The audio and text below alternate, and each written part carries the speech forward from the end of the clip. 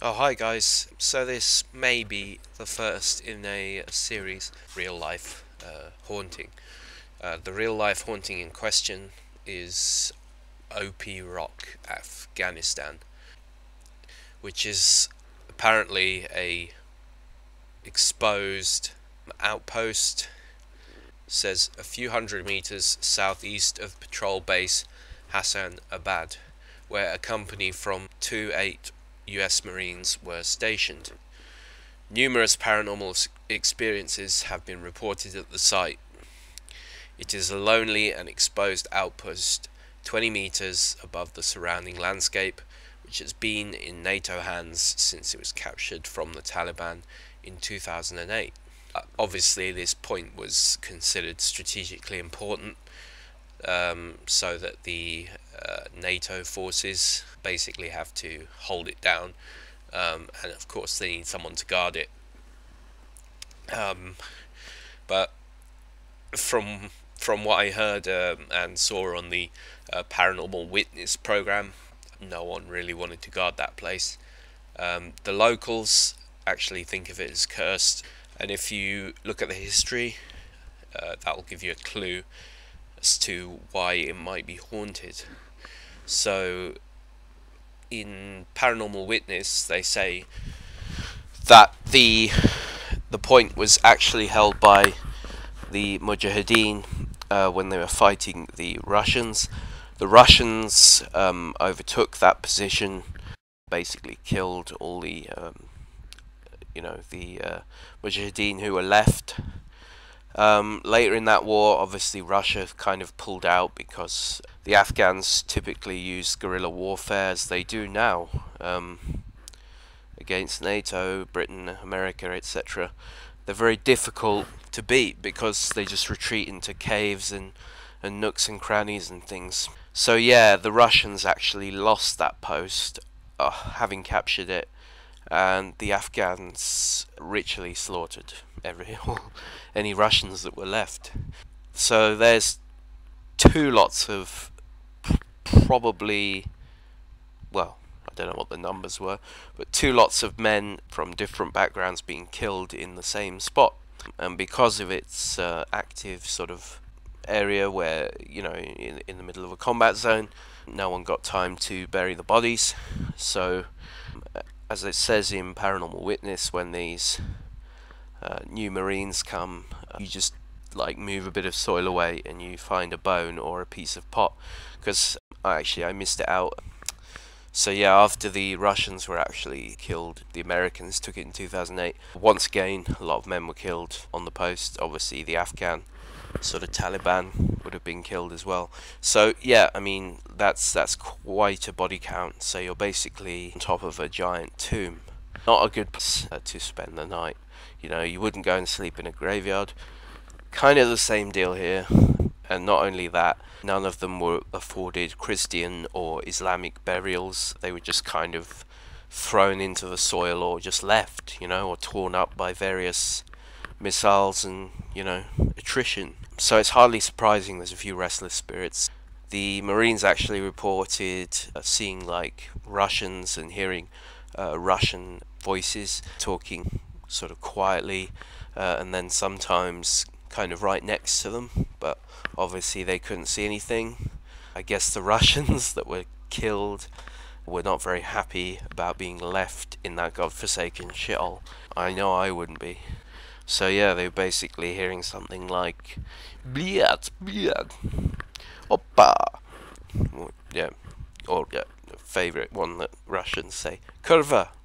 I think that's pretty rude, but that's all my Russian that's about as far as my Russian goes.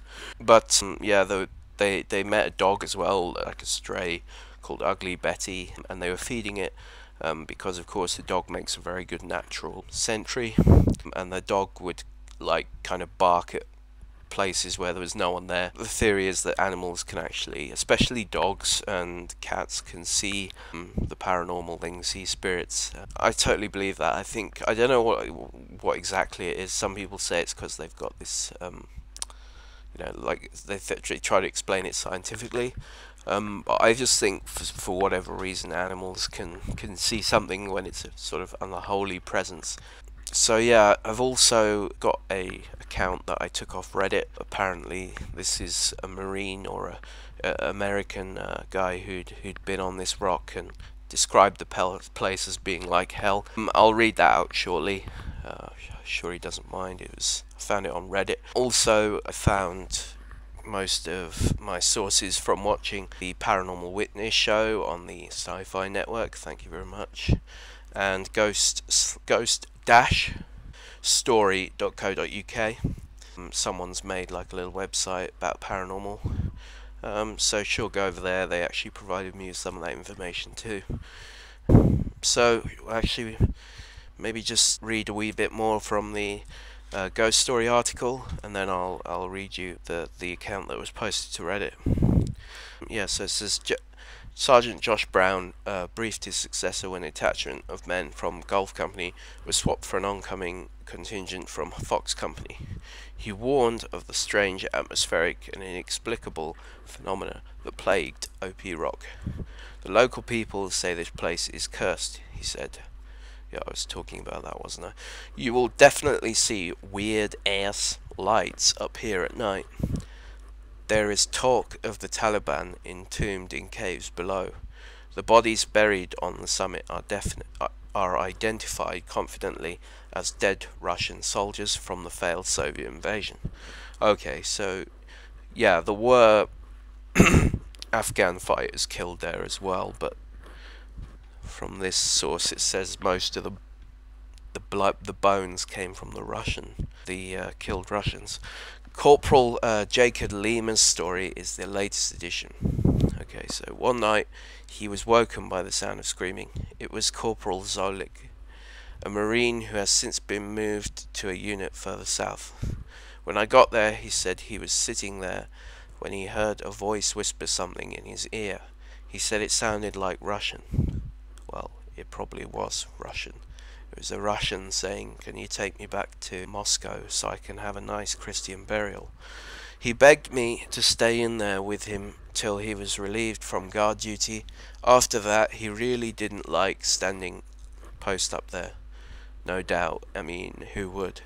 The Marines' predecessors, a unit of Welsh Guards, also reported paranormal experiences. The Brits claim to see strange things, hear noises. Lots of them said it's creepy at night, especially from midnight till 4 AM. You see an unexplained light through night vision goggles.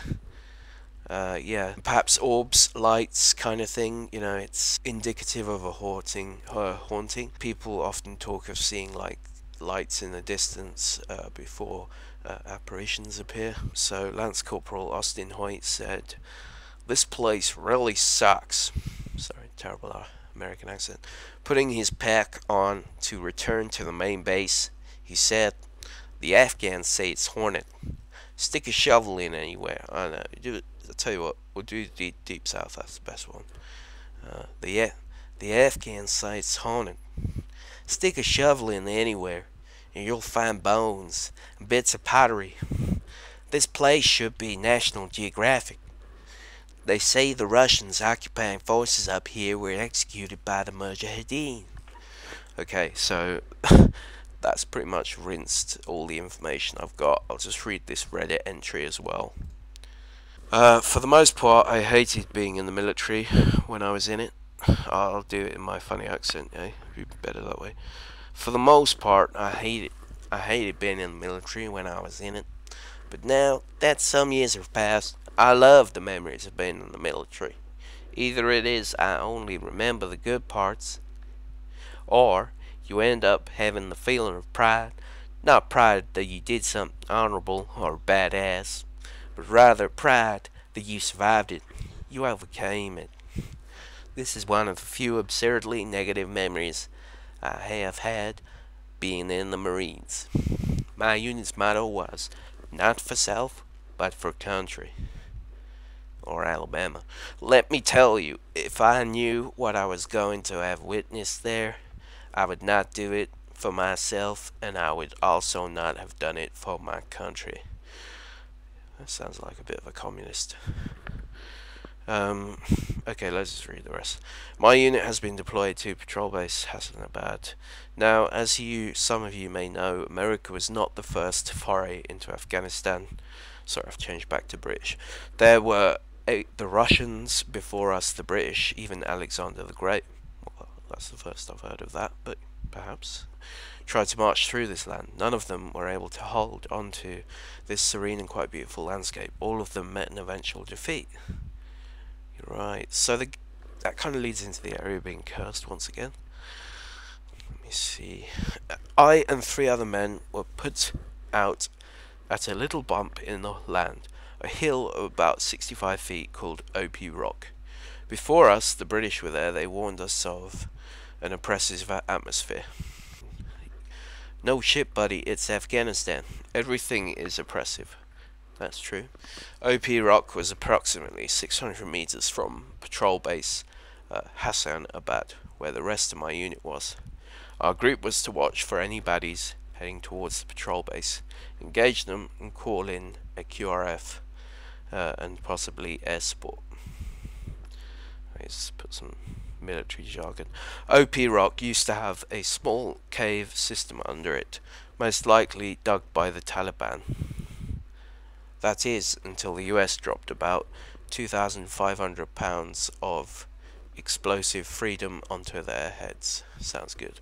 If there were any men inside who did not die first from having the air sucked out of their lungs, die a second time from having the concussive force turn their organs into jelly, or die a third time by being engulfed in flames, they were buried. Okay, we get it. So we get up to our little OP Rock on the first day of what was going to be about 3 months of literal hell. First thing you can do, you're going to go static at a location, you dig some holes, maybe a trench, and dig some more to throw up a few HESCO barriers. And blah blah blah. Well, we started digging, and as we were digging, we started to find bones. Not one bone, not 2 bones, tons of bones. There were bones for days. We could have built a whole EOP out of bones. That would be funny. We found relics too: pottery, tinware, a helmet. The helmet was a Soviet issue from the 70s, 80s. These were human bones of Soviet soldiers who never made it home. You're probably getting deja vu, but this is the way he recalls it. Our first night, I got 3rd watch from 12 midnight to 4 in the morning. I had night vision, and I was watching out over the landscape. I start to see flashes of light about 400 meters from my position. Looks like incoming small arms fire, but I do not hear any gunfire, nor the distinctive snap of a round going past in close proximity, nor any distinctive traces. They pop up all over the place, then disappear, then show up a few minutes later. I wake up one of my battle buddies, and he too notices the flashes. So it was not just my imagination or malfunctioning gear. Eventually, some other light showed up in the sky, significantly brighter, and seemed to float to the ground like a really dim flare. Taking off the MVGs, all we could see was dark. That'll be night vision goggles, I assume. Okay. Next parrot. First parrot. No, I'm not quite first parrot. Unsettling, to say the least. This happened a few times, not just to me, but to the other guys on the hill as well. The worst event at OP Rock, and probably the most terrifying moment I've experienced, happened about 3 weeks after we posted up. I was sitting another late night watch. It had been a few days since anyone had seen any of the strange lights. However, immediately they came out in force. I swear they were muzzle flashes. I saw the dim flares again. It seemed like the entire position was being lit up. At first I ducked for cover, but there was no physical or auditory evidence, just the lights. Then almost as abruptly as it started, it ended. And I was back to looking at the land through a fuzzy green lens. That's his night vision. A whisper in our ear said, I'll read this one in Russian. Brozny, Orizye. I don't know if I pronounced that right. Not very good Russian. I don't know what it meant. I knew it was Russian. I knew it sounded angry. I startle. I flop on the ground like a fish, trying to bring my weapon up to bear and turn to my right, and there is nothing there. Nothing at all. I freak out, wake up my battle buddies, and told him he needed to take watch. So that day I was a true American hero, he's saying. It was only when I had started to calm down that I noticed I had pissed myself. Fair enough. Would be pretty scary, I've got to say. But personally, I find as long as I'm not on my own, I can kind of deal with stuff like that. A few weeks later, some trannies, that's what we call translators, it's obviously just a joke there, talked to some locals in the area. Apparently there was a small Soviet Opie here as well during their war in Afghanistan. It had been overrun by the Mujahideen, and every single last one of them was slaughtered. The captured were executed, and they left the bodies to lay there. It says those poor men were still fighting that war. Well, that last line was a bit of an epiphany, wasn't it? Yeah, they were restless spirits. Very interesting case. I totally believe it. I mean, I'm put my cards on the table. You know, I do believe in the paranormal. As to what it is exactly, could be another subject. It's a long one. But yeah, I think the place is just really heavily haunted. And if it's still being guarded, I'm sure they do, you know, the short straw for that post. So yeah, well, I think we'll call it a day for now. So that is the Opie Rock in Afghanistan. Very interesting case, and there's lots of different reports on it. I just read the one from Reddit in full for you.